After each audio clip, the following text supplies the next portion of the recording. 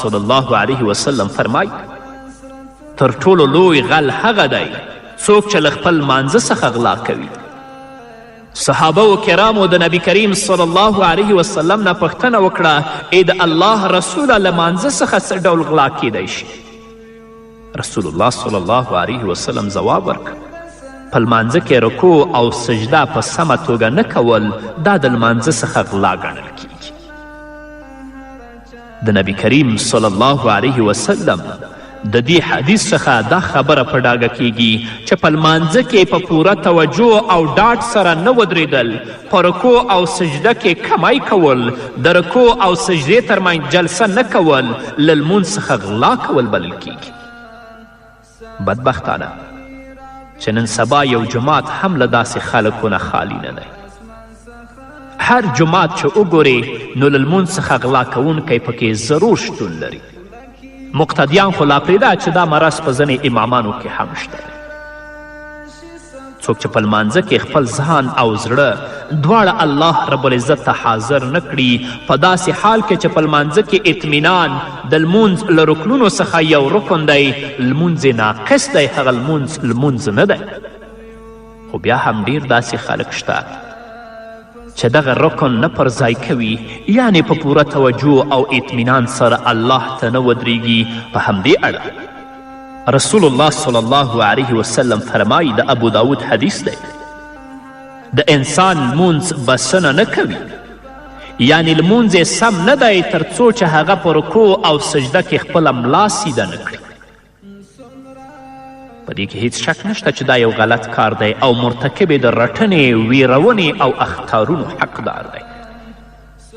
ډیری ورونه او خویندې ما داسې لیدلي چې کله هغوی رکوع وکړي نو د رکوع نه سر نه پورته کوي چې قومه ادا کړي، بلکه مستقیم سجدې ته ځي، او کله چې یوه سجده وکړي نو په پوره طریقې باندې سر نه پورته کوي چې کینی دویمې سجدې ته لاړ شي، بلکه سر لږ پورته کړي او بیرته دویمې سجدې ته ولاړ شي. ابو عبدالله اشعری رضی الله تعالی عنه فرمایي چې نبی کریم صلی الله علیه وسلم خپلو صحابه و کرامو ته په جمع لمونځ ورک. بیا د خپلو ځینې صحابه و کرامو سره کښېناست، یو کس راغی په لمانځه یې پیل وکړ،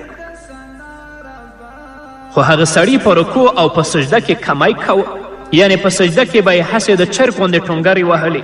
رسول الله صلی الله علیه وسلم ورته وفرمیل اترون هذا من مات على هذا مات على غير ملة محمد صلى الله عليه وسلم ينقر صلاته كما ينقر الغراب الدم إنما مثل الذي يركع وينقر في سجوده كالجائع لا يأكل إلا التمرة والتمرتين فماذا تغنيان عنه. رسول الله صلی الله علیه وسلم صحابه ورته ویلي آیا تاسو هغه ګورئ څوک چې په داسې حال کې د لمونځ کولو پر وخت مړ شو نو د محمد رسول الله صلی الله علیه وسلم په ملت باندې مړ نه شو. د په لمانځه کې داسې ټونګې ووهلې لکه څنګه چې کارغه په وینه کې ټونګې وهي. یقینا په لمونځ کې د ټونګو وهونکو کسانو مثال د هغو نهارو او وږو په څیر دی چې یوازې یوه یا دوه خرماوې وخوري نو یوه یا دوه کجورې به د هغه لپاره څنګه بسنه وکړي. همدارنګه د بخاري حدیث دی، راوی د حدیث حضرت زید بن وهب رضی الله تعالی عنه دی. هغه فرمایي چې حذیفه رضی الله تعالی عنه یو کس ولیده چې په لمانځه کې رکوع او سجده په سمه توګه نه کوله، نو حضرت حذیفه رضی الله تعالی عنه ورته وویل ما صلیت ولو مت على غیر الفطرة التي فطر الله محمدا صلی الله علیه وسلم. تا په سمه توګه لمونځ ونه کړ، که چیرې ته په همدې حالت کې مړ شي نو ته به په هغه فطرت باندې مړ نه شي په کوم چې الله رب العزت محمد رسول الله صلی الله علیه وسلم پیدا کړی. نو هغو کسانو ته چې لمونځ په سمه توګه نه کوي، رکوع او سجده په سمه توګه نه ادا کوي، په کار ده چې کله په ځان پوه شول چې لمونځ یې په سمه توګه نه دی کړی نو سم د واره د اوسنی لمونځ راوګرځوي او د تیرو لمنځونو په اړه د زړه له تله الله رب العزت ته توبه وکړي، د الله رب العزت نه د بښنه وغواړي.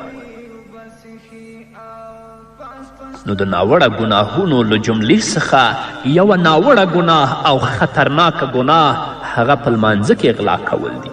او په لمانځه کې غلا دا ده چې تاسو د مانځه ارکان په صحیح طریقې سره ادا نه کړئ. الله دې په موږ باندې رحم وکړي. همدارنګه د ناوړه ګناهونو له جملې څخه یوه ناوړه ګناه په لمانځه کې بېځایه کارونه او بېځایه حرکتونه دي. ډیری خلک شته چې هغوی په لمونځ کې بېځایه حرکتونه کوي. دا ډیر لوی آفت دی.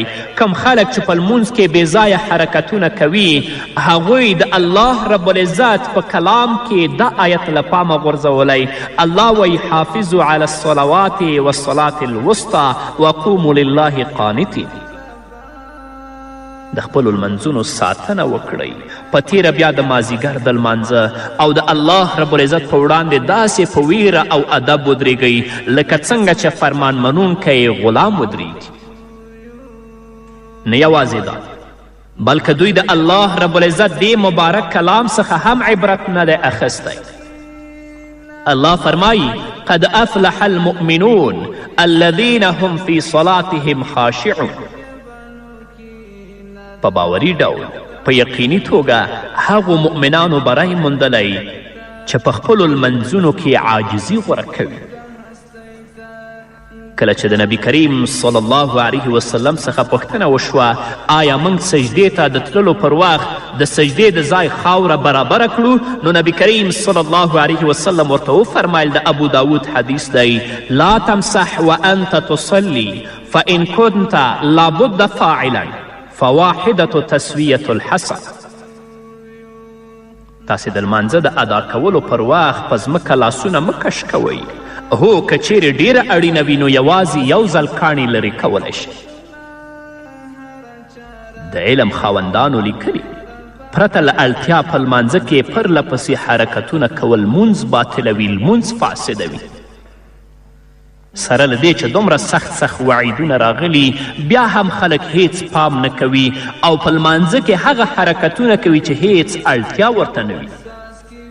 کله پښې ګروي، کله پوزه ګروي، کله په سر کې ګوتې وهي.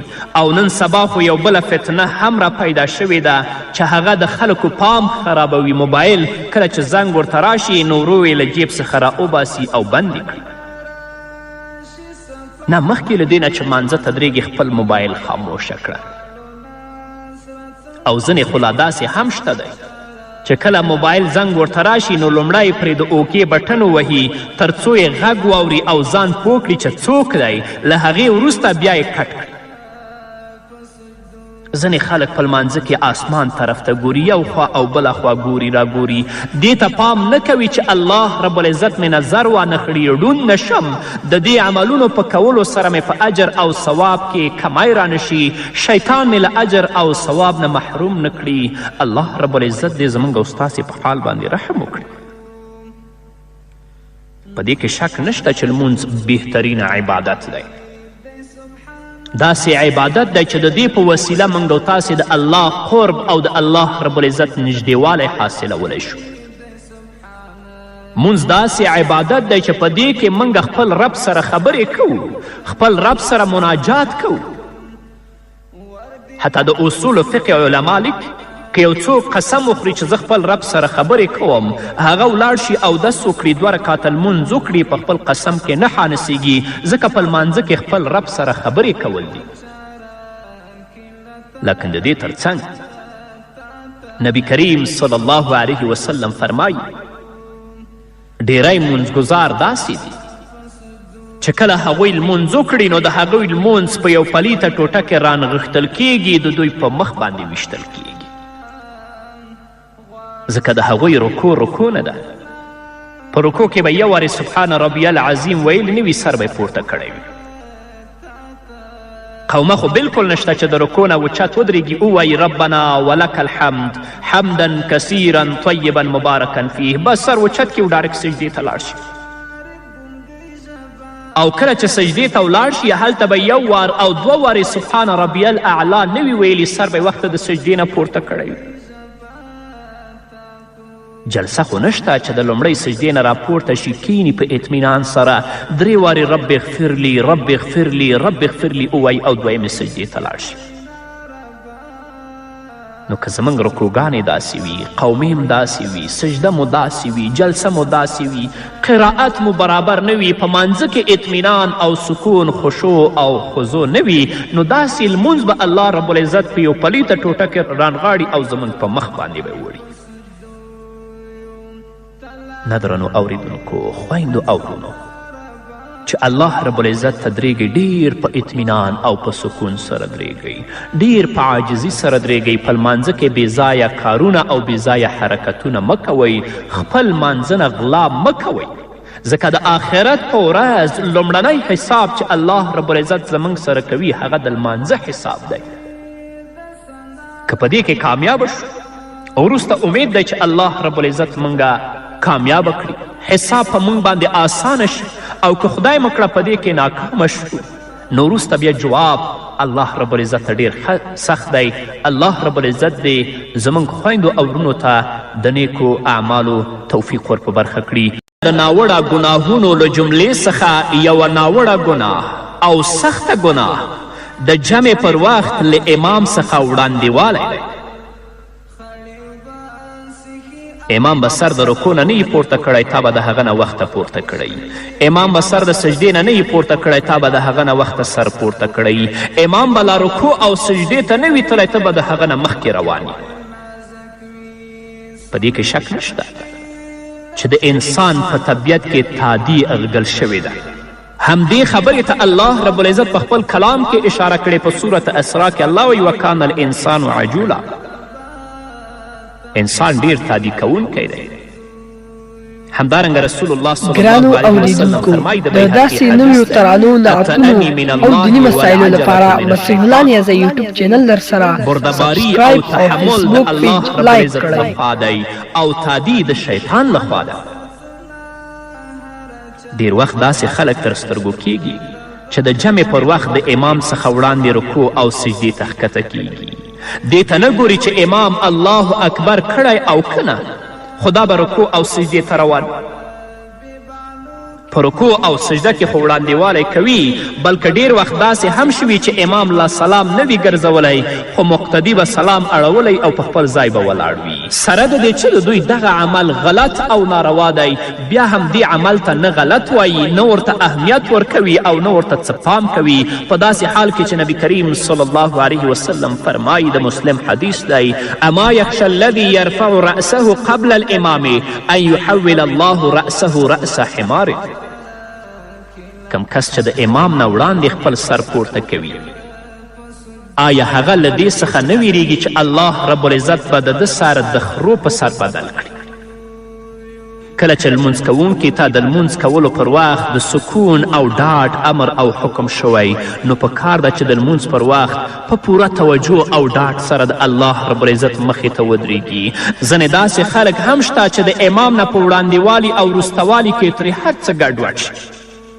فقهاو په دې اړه یوه لارښودنه کړې، هغه دا ده کله چې امام د الله اکبر په ویلو کې د ری تر حرفه پورې ورسیږي، نو مقتدي دې حرکت وکړي، نه دې وړاندېوالی کوي او نه وروستوالی. د دې کار په کولو سره معامله آسانه کیږي، دومره ستونزه نه پیدا کیږي. صحابه و کرامو رضی الله عنهم له امام څخه په وروستوالي کې ډیر حریص ول. په دې اړه برا بن عازب رضی الله تعالی عنه فرمایي، موږ به چې کله له رسول الله صلی الله علیه وسلم پسې لمونځ کوه، رسول الله صلی الله علیه وسلم به چې له رکوع نه سر پورته که، له موږ څخه به یو تن هم سجدې ته ملا نه وه ټیټه کړې. کله به چې رسول الله صلی الله علیه وسلم خپل تندی په ځمکه کیښود، نو بیا به وروستني خلک په سجده پرېوتل. دا حدیث په مسلم کې موجود. خو امام له الله اکبر د سجدې لپاره نه ویلی موږ وخته سجدې ته تللي یاست.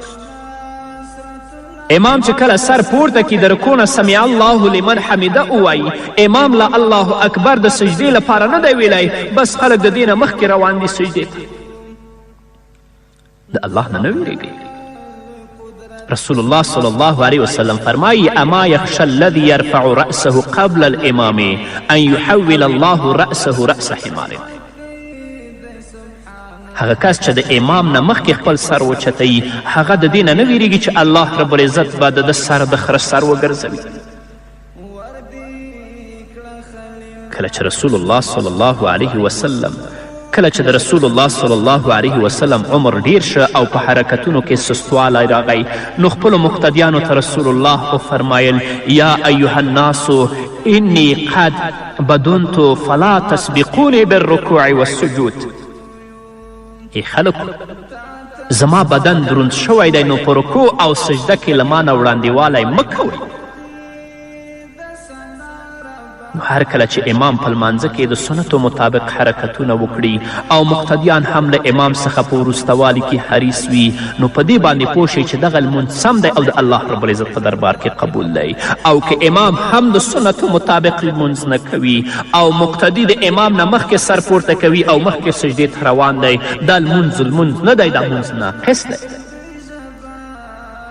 همدارنګه درنو اوریدونکو د ناوړه ګناهونو له جملې څخه یوه ناوړه ګناه دا ده چې کله یو سړی پیاز وخوري، اوږه وخوري یا یو بل بدبویه شی وخوري او بیا جومات ته روان د خلکو تر څنګ درېږي. د مسلم حدیث دی، راوی د حدیث حضرت جابر رضی الله تعالی عنه دی. هغه فرمایي چې نبی کریم صلی الله علیه وسلم وفرمایل من اکل البصل والثوم والکراس فلا يقربن مسجدنا فإن الملائكة تتأذى مما يتأذى منه بنو آدم. رسول الله صلی الله علیه وسلم فرمایي کم کس چې پیاز، شنه پیاز او اوږه وخوري نو هغه د زموږ د جماعت خواته نږدې هم نه راځي. ملائکې هم له هغه کار څخه په تکلیف کیږي له کم څخه چې انسان په تکلیف کیږي. تاسې یقین په الله وکئ کله کله چې زه جمع ته ځم په ځینې وختونو کې داسې کسان زموږ خواته ولاړ وي چې د بدبویي د وجې نه موږ په مانځه باندې نه پوهیږو چې دا موږ څو رکاته وکړه او څنګه مو وکړه. امیر المؤمنین حضرت عمر بن خطاب رضی الله تعالی عنه د جمعې د ورځې د خطبې پر وخت وویل، دا حدیث په مسلم کې موجود دی، ای خلکو تاسې دغه دواړه نبات اوږه او پیاز خورئ زه ورته ناولي وایم.